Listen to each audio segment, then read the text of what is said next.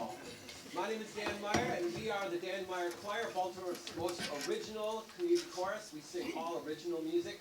Tonight, you're not going to hear any songs you recognize, but you can hear some great songs from some great people on stage here, written with words written by some amazing women from the past. This is one of the few concerts that we do that is not Baltimore or Maryland centric. But nevertheless, we like to begin every concert with the Baltimore Municipal Anthem. So here it is.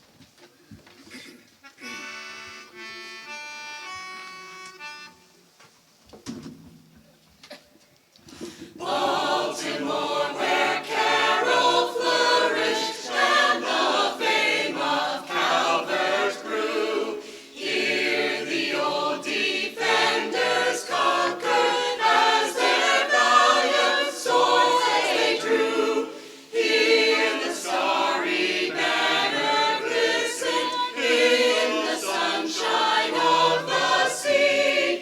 In that dawn of golden vision that awoke the song of key. Here are hearts that beat forever for the city we adore. Here the love of sisters, brothers, Baltimore, our Baltimore.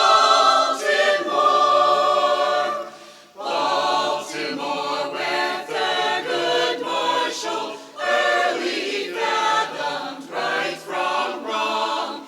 Here where you be Blake and Billie Holiday brought forth their song. Here where Clarence Mitchell strove to shatter inequality. Where the cry of Black Lives Matter calls us to true unity. Here are hearts that beat forever for the city we adore. Here the love of sisters, brothers, Baltimore, our Baltimore.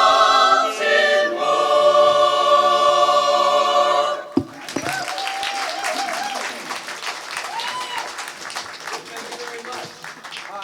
We had some assistance over there from my son was somewhere over there. Johan, thank you. And Vinny, thank you. I'm going to shut my mouth now because I'm going to turn over emceeing duties to a Baltimore icon, presidential history scholar, history buff, and the person you wish was your high school history teacher, Vinny DeMarco. Ladies and gentlemen, do I need a mic? Yes? Okay. All right. Is this better? Okay. All right. Thank you all. Thank you, Dan. Like all of you, I'm a big fan of the Dan Meyer Choir. And one of the things that I love so much about the Dan Meyer Choir is all the great songs they sing about Baltimore. Our 10th president, John Tyler, said that Baltimore is like a beautiful swan shimmering on the sea. And they really make it that way for all of us. So let's have a big hand for the Dan Meyer Choir and all they do for Baltimore. Today, though, we're going to hear from first ladies. And as Dan said, throughout American history, you'll notice that the title is FLOTUS, First Ladies of the United States, Through the Tunnel of Love. Now, where did that name come from, Tunnel of Love? I'm going to tell you where it came from, even though Dan will deny it. It comes from a story involving First Lady Florence Harding, who had the misfortune of being married to one of our worst presidents and a terrible philanderer and womanizer. He died mysteriously on August 2nd, 1923. It was mysterious because he was kind of healthy. He had a little bit of heart issues. In fact, the doctor had told him, "Stop the womanizing, it's going to kill you." And it's also mysterious because Florence refused an autopsy.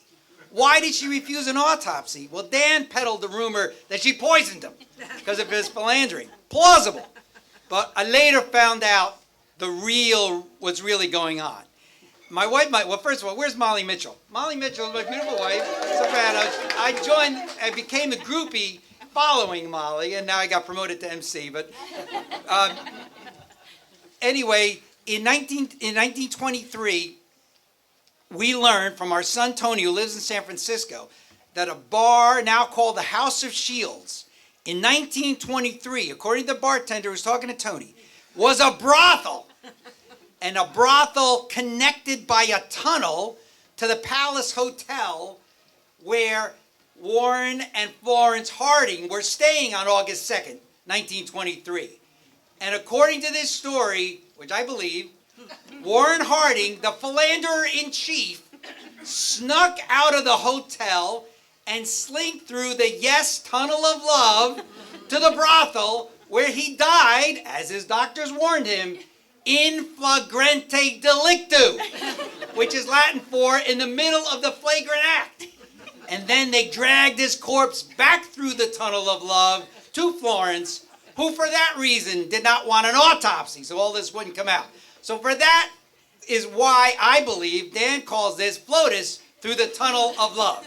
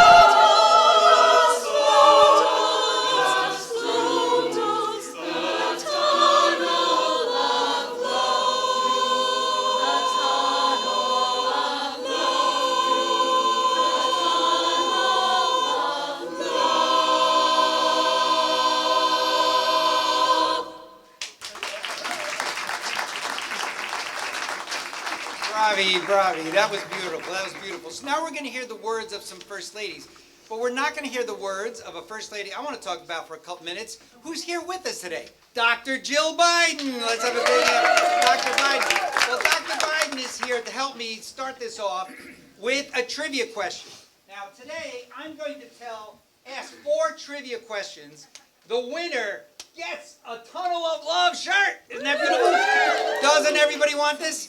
Now, Louis Perkins, right here, is going to help me with this.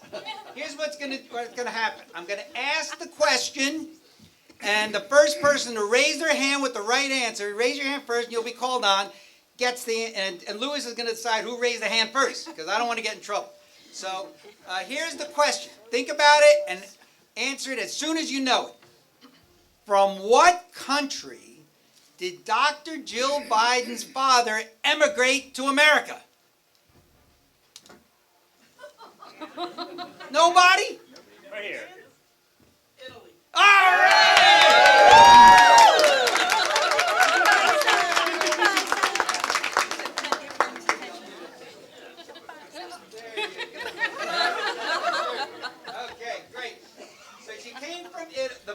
Thank you, Louis. So that was hard, I know.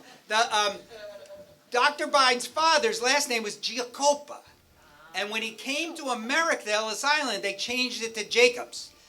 Dr. Jill Giacopa Biden is the first Italian-American First Lady. Yay!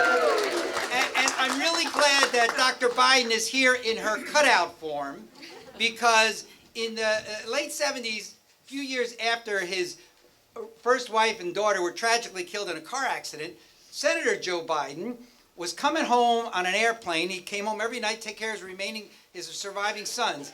And he landed at Wilmington Airport, and going through the terminal, he saw this cutout of a model. And he was just so amazed and enchanted.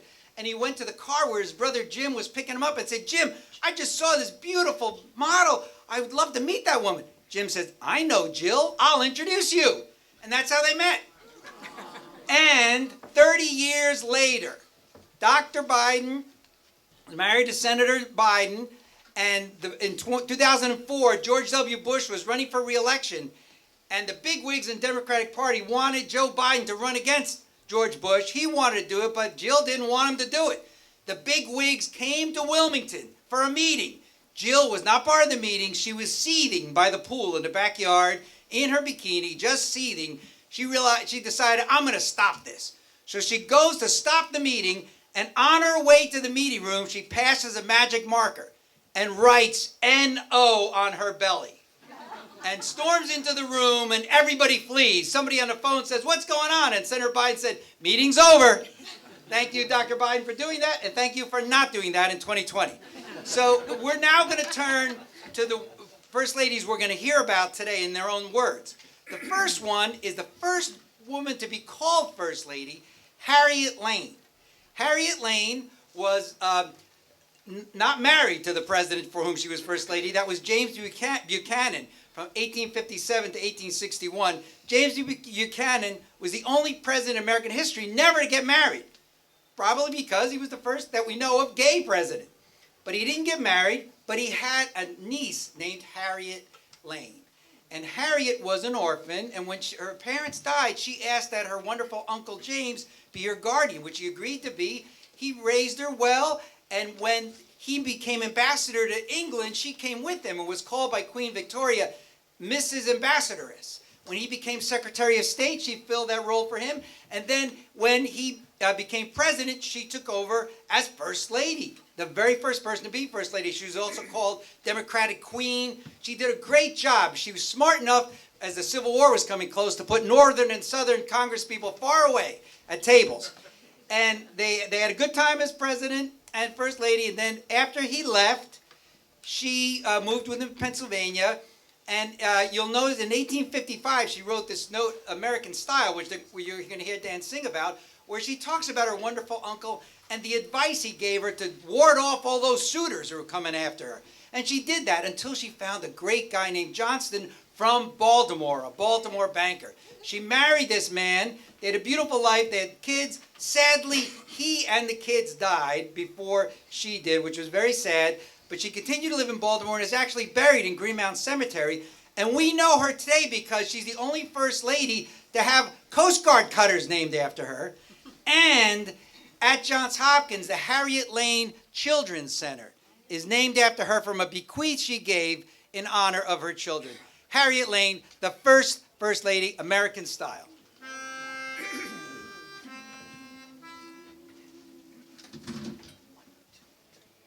Do do do do do, American Style. Do do do do do, American Style.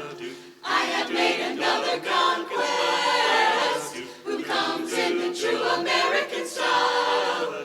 Who comes in the true American style every day? Do do do, American Style. Do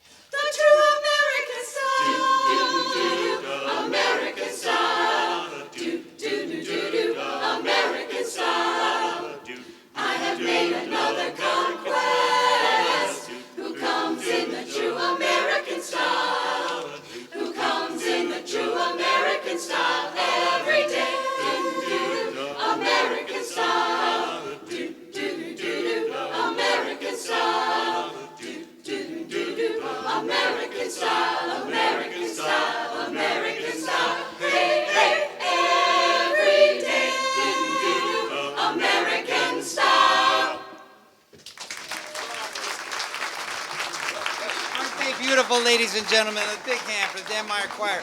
So now we're going to hear from Martha Washington. And Martha is going to be the cause of the next prize, okay?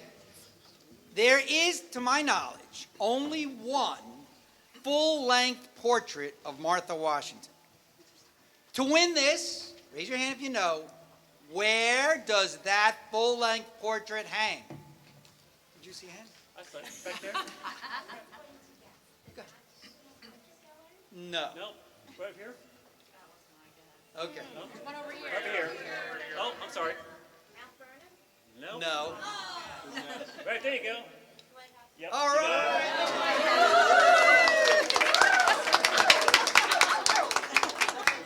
The White House. And yes, it's in the White House. Molly and I were visiting the portraits of Michelle and Barack Obama, and the guide showed us through the East Room where there were two portraits next to each other, full-length portraits of George Washington and Martha Washington.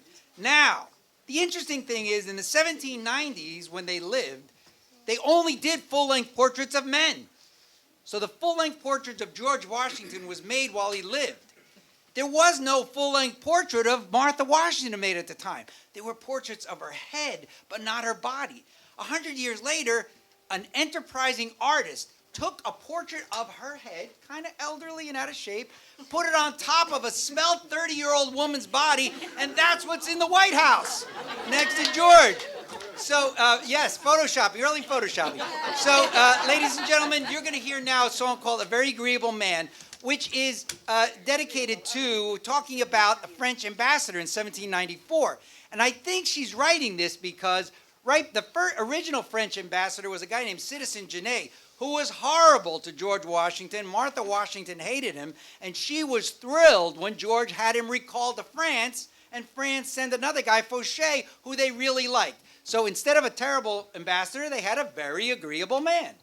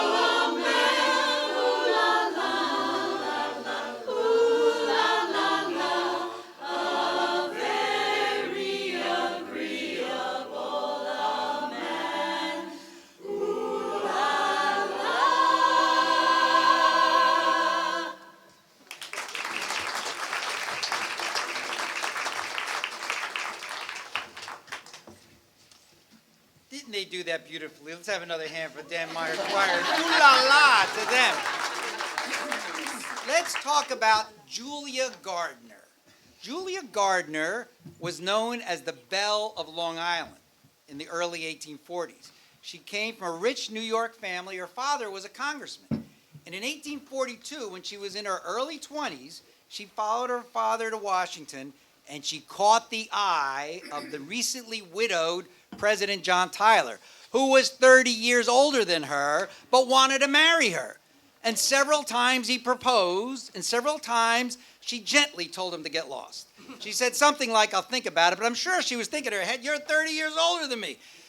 Then, on February 28th, 1844, President Tyler invited the cream of the Washington Society, including Representative Gardner and his daughter Julia, onto the Princeton, a new steamboat, which was displaying for the first time a brand new cannon that they called the Peacemaker. Even then, they did that, right? Called these weapons of mass destruction Peacemaker. But anyway, the Peacemaker was on the Princeton, and they were on the Potomac, and down below, President Tyler was holding forth at a dinner, and he noticed the love of his life wasn't there. She was up deck with her father. He called her down, and she came down to him, which was great for him, right? A few minutes later, there was a terrible explosion. Ladies and gentlemen, the Peacemaker blew up, killing many people on the deck, including Tyler's best friend, the Secretary of State, and Julia Gardner's father. Legend has it that the president in grief and Julia in grief went together off the plank with him carrying her, and in that grief, they decided to get married. So a few months later, in May of 1844, they secretly got married. When they announced it, there was a lot of brouhaha, but she became a very popular first lady. She was known as Mrs. Presidentess. She is the one who came up with the idea of playing Hail to the Chief when the president enters a room. She was also very involved politically with her president. They were both, sadly, slaveholding advocates of slavery, and she fought hard to get enacted the annexation, unfortunately, of Texas, which is another big slaveholding state. And when that got done and President Tyler signed the law into effect 2 days before the end of this term, he did it with a golden pen and gave it to Julia, which she wore around her neck for her whole life.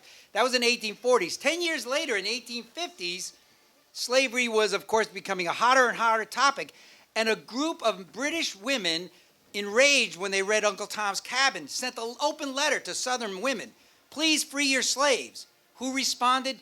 Julia Gardner Tyler. On behalf of Southern women, yes, she's right, defending slavery. Really, she and her husband were amongst the biggest defenders of slavery. And when the South seceded, she encouraged them, which he did, to join the Confederacy and slaveholding. On the other hand, they loved each other. And so what can you say? They loved each other. And this letter, "I love thee as thou art," is a beautiful note she wrote to him in 1852, around the same time she was defending slavery, about how much she loved him. So this is from Julia Gardner Tyler, "I love thee as thou art."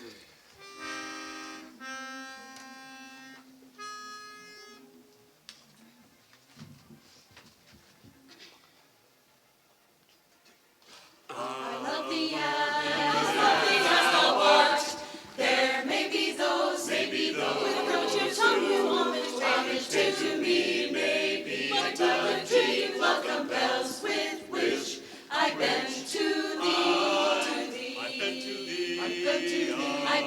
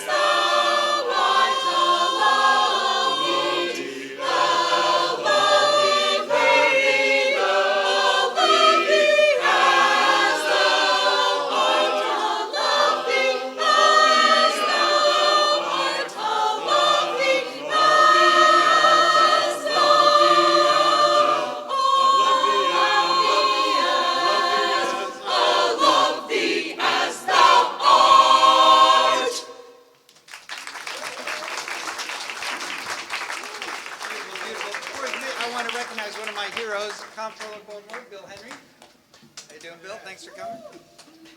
So, ladies and gentlemen, I am very happy that the show goes from Julia Gardner Tyler to Rosalind Carter. If Julia Tyler represented the pro-slavery part of our nation, Rosalind Carter represented the opposite. Humanitarian, pro-civil rights, and just a person who really cared about others. She was one of her husband, Jimmy Carter's, most important advisors on civil rights issues, humanitarian issues, and during the race for governor of Georgia, one of her volunteers told her about a very horrible situation that was going on with the volunteer's daughter involving mental health issues. And that really stuck with Rosalind. And as First Lady of Georgia, First Lady of the United States, then later in the Carter Center, she made mental health one of the most important things she worked on. And she was the second First Lady, after Eleanor Roosevelt, to testify before Congress on mental health issues. And very importantly to future First Ladies and First Gentlemen, she got First Ladies a budget, which they never had before. So she was a really great woman, and she really cared about people, as you'll see in this song about Sakayo refugee camp, where she went to visit after they left the presidency. It really shows her empathy.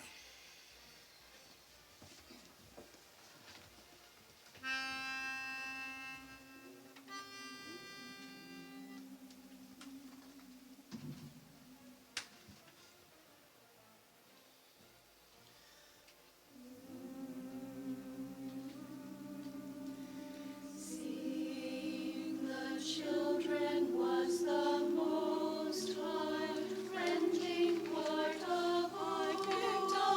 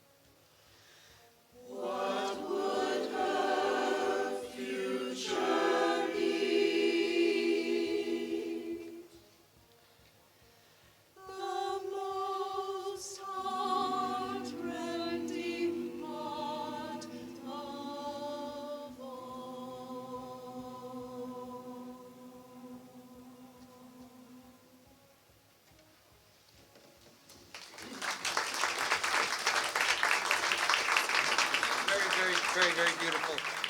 So the woman who followed Florence Harding in the White House was Grace Coolidge, who was not married to a philanderer. He was absolutely the exact opposite.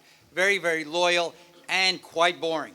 I think he's known most in history for his motto in the 1924 election, "Keep cool with Coolidge." I don't think anybody remembers anything else about him. But Grace Coolidge added some zest to the White House. She, very unusually for her time, was very, very interested in helping people who had or were hard of hearing, or deaf, or really hard of hearing. She went to school for that, and she did so much to help people who were deaf. And in the White House, brought Helen Keller there a few times, which was very exciting for that at that time, and then continued after her time in the White House to help people who were deaf.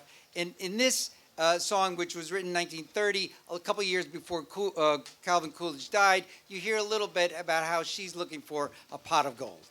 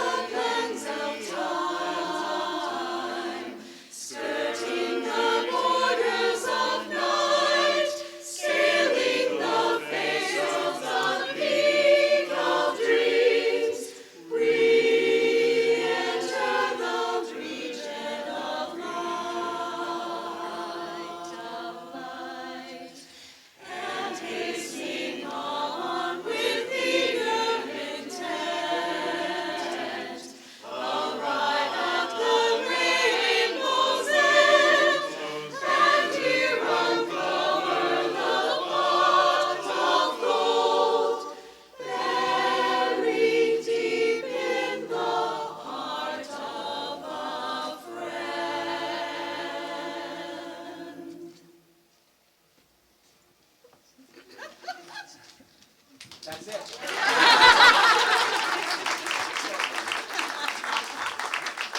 We're going to take a brief break here so the choir can go off and rest their feet for a second. And do we have anyone here from Asili Women Enterprises?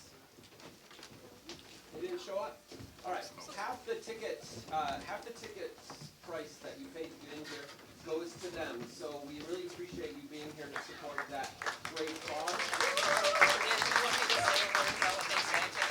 Would you mind? All right. And our tenor extraordinaire will speak a little bit about Just about Asili Women Enterprises. They are a really, literally life-saving organization here in town that works with people who have come to the United States, not just women. They started out with women, but they now serve everybody.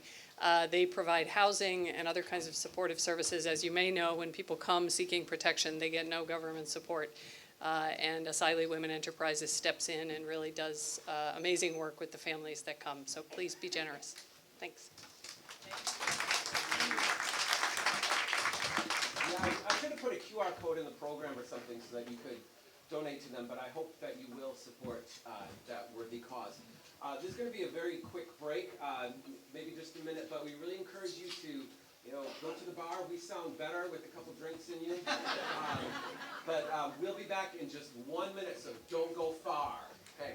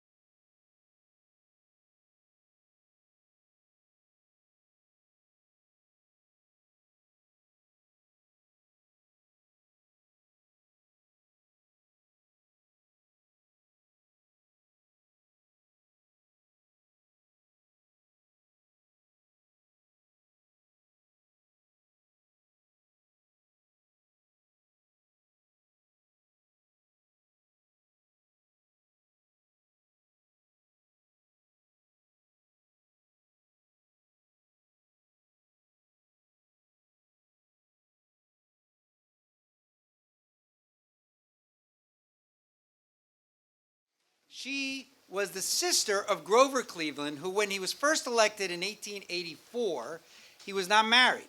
So he asked his sister Rose to be the first lady.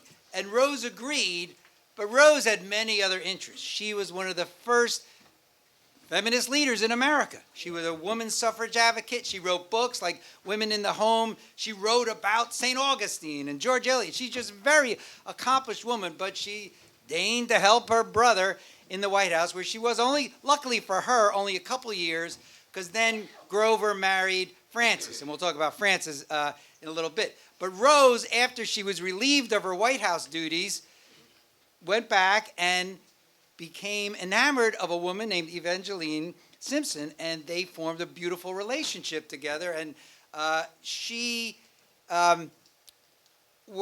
today they would have been married, but they weren't married then. But they kind of lived together. But then Evangeline married a man and had 2 kids, and then the guy died, and she went back to Rose, and so spent the rest of her life with Rose, and they're buried together in Italy. And this. What you're going to hear, Pale Ghosts of the Past from 1894, when she was with Evangeline, is a little bit about them together. And Rose Elizabeth Cleveland, someone you should remember as one of the first feminist leaders in America.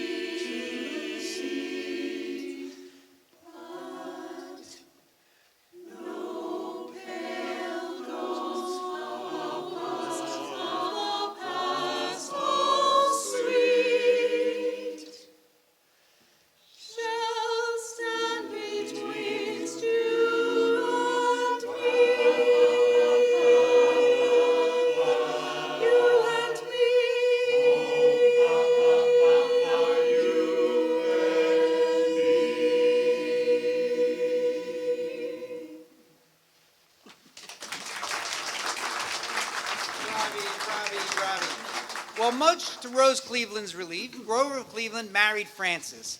Frances is interesting because she's the youngest First Lady ever, even younger than Julia Gardner Tyler. She was 21 years old, and Grover was 49. They had known each other since she was born. He was like a mentor to her. But anyway, they got married in 1886, and she took over as First Lady. And it's interesting because Grover Cleveland is the only president so far, and I hope ever, who lost an election in 1888 and then came back in 1892 and defeated the person who beat him. And when they were leaving the White House, Frances said to the servants, "We're going to be back." And they were back in 1892. And then after 1896, they left the White House. And they had a good relationship together, 5 kids or so. One of the first child's named Baby Ruth, they called her. Ruth, and they called her Baby Ruth. She sadly died in 1904, and the song you're going to hear, We Are Leaning on Your Love, is about her and their memories of Baby Ruth. But Baby Ruth lived on. In the 1920s, early 1920s, there was a baseball player you may have heard of named Babe Ruth. And he was making a lot of, whatever you call them, home runs, everything. He was doing a great job. And a company in Chicago, Curtis Candy, created the Baby Ruth chocolate bar. Well, after a few years of them making lots of money, Babe Ruth said, oh, I'm going to get some of that. So he created the George Ruth bar. Well, Curtis took him to court and said, you can't use that name because we named our bar not after you, buddy, but after Ruth, Grover Cleveland's daughter who died, Baby Ruth. Very tricky. And they won. So that's why the Baby Ruth bar succeeds in today and not the George Ruth bar. That's what we know about them. And now we'll hear We're Leaning on Your Love.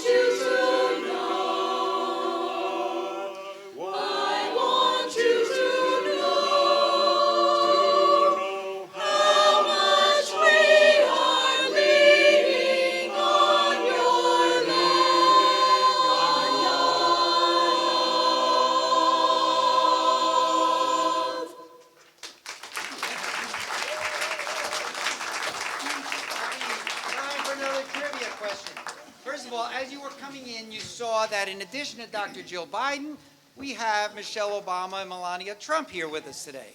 And this next song is about them. But first, the trivia question involves Barack and Michelle. and their first date. So they both worked at a law firm. She was actually his boss. And the firm took them all out to see a spectacular Broadway play, which happens to be one of my favorites. But they walked out on it. They declared it overwrought and said, this is terrible. Just walked out and fell in love. And the rest is history. But the trivia question is, to get this shirt, you ready? Lewis is ready. What is the name of the play from which they walked out? Oh my gosh. Back of the room. No, that is one of my favorites. Okay, no. What did you say? No. It is a musical. It's an opera. It is a musical. It's a musical. No. Can you sing something from it? It sings something. Do you hear the people sing? Who said what? Right here at the back.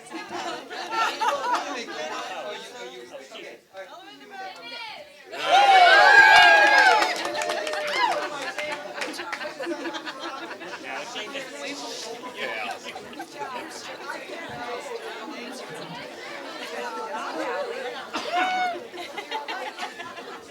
Okay. All right, ladies and gentlemen. This song is called Values, and it's about two speeches, two convention speeches given by Michelle Obama in 2008 and Melania Trump in 2016. And Dan does a great job of combining the two and showing how similar they are. And you'll notice that the sopranos sing Michelle. We're sopranos. And the altos sing Melania. And as you're listening, remember this. Michelle's speech went first.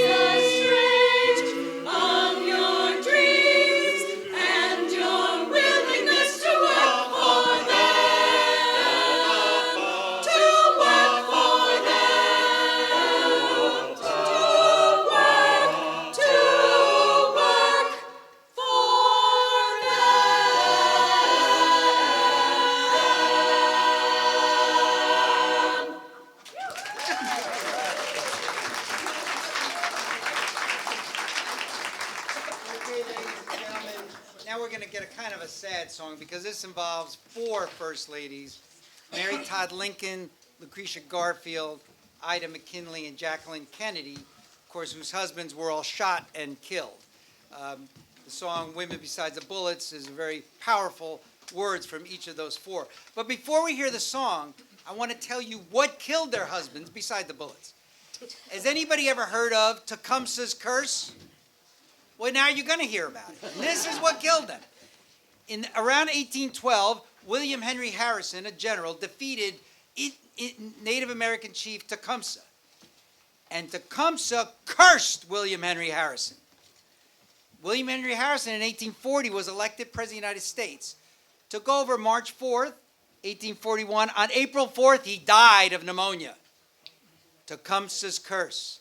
Then, ladies and gentlemen, every president elected in the year ending 0, like 1840, dies. 1860, Lincoln. 1880, Garfield. 1900, McKinley. 1920, the Philander-in-Chief, Harding.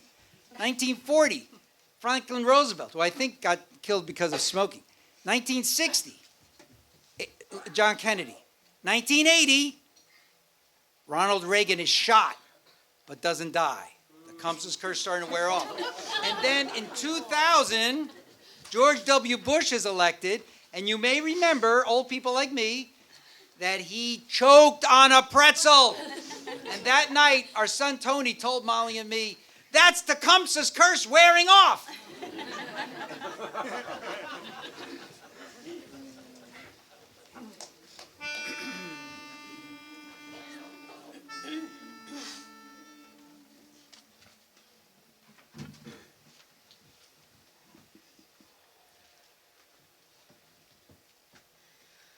Only 2 months ago this day he was living, looking up into my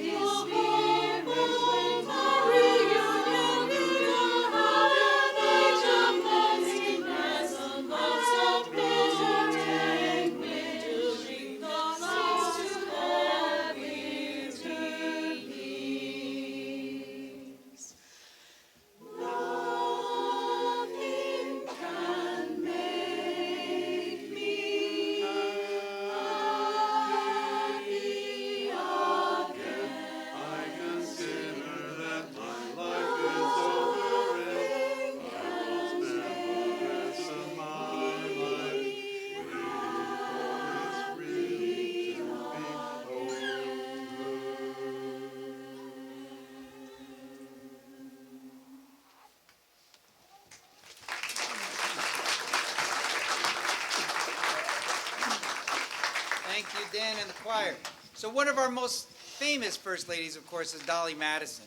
People know a lot about her, but people don't know very much about her growing up. She grew up as a Quaker in North Carolina, in a Quaker family, and her family owned slaves. Back then, even Quakers did. But her father decided, as many Quakers did as years went on, that slavery was evil, and freed his slaves and left North Carolina for Philadelphia with his daughter Dolly and his family, and became part of the Philadelphia Quaker meeting. As she grew up, she was a very active Quaker and married a Quaker lawyer who was very into the faith and into good works, and actually died trying to save people from yellow fever. A few years later, this was in the 1790s when the U.S. Capitol was in Philadelphia, she met a dashing young Virginia congressman named James Madison. They fell in love and got married, much to the chagrin of much of her family and the Quaker community. He was a slaveholder. And because she married this slaveholder, she was booted out of the Quaker church. She didn't care. She became an Episcopalian, lived with James Madison in Washington, Virginia. And once, when she came back to Philadelphia, she wrote a letter to James Madison saying, you know, I'm so glad the Quakers threw me out. Before that, I couldn't dance. Now I can dance. But then she and James Madison led a great life. And in 1807, there's this note, a tender care to you, that she wrote to him right before he became president.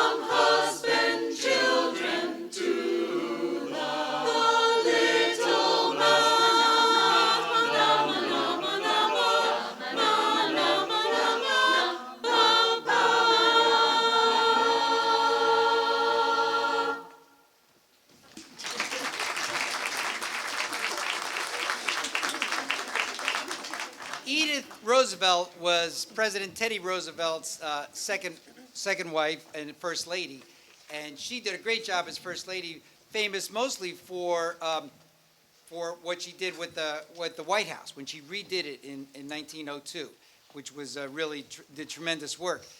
But she and Teddy Roosevelt grew up together, and for a while it looked like they were going to get married. But he went off to Harvard and found somebody named Alice and dumped her. And then Alice died 8 years later, and he eventually married Edith. This song you're about to hear in 1877 is about her trouble she was going through, maybe because Teddy Roosevelt dumped her.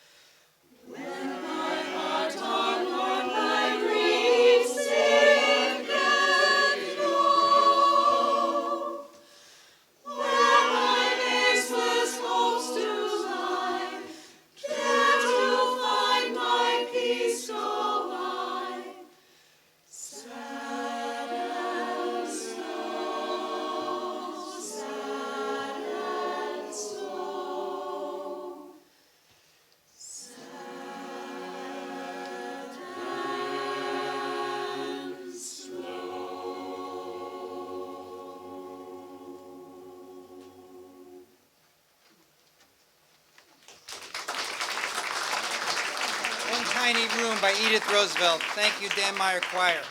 While Julia Tyler and John Tyler were promoting and expanding slavery, Louisa Adams and John Quincy Adams were amongst the most important anti-slavery leaders in America.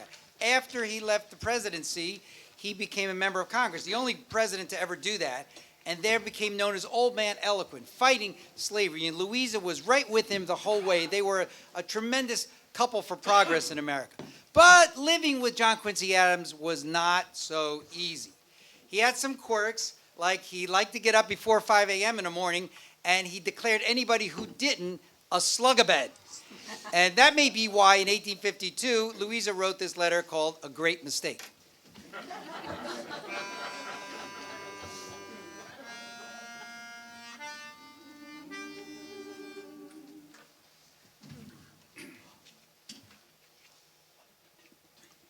Now, I like very well to adopt my husband's thoughts and words when I approve of them. But I do not like to repeat them, like a parrot. When my husband married me, he made a great mistake. He thought I only intended to play an echo, echo, echo. When my husband married me, he made a great mistake. He thought I only intended to play an echo, echo, echo, echo.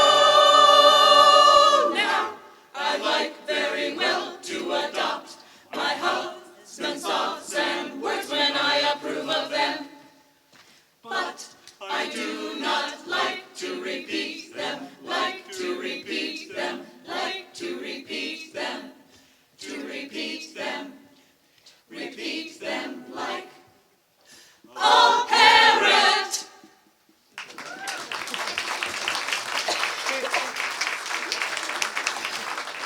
I am very glad that we're closing this show with a song with words written by one of my all-time heroes and one of the greatest leaders in American history, Eleanor Roosevelt.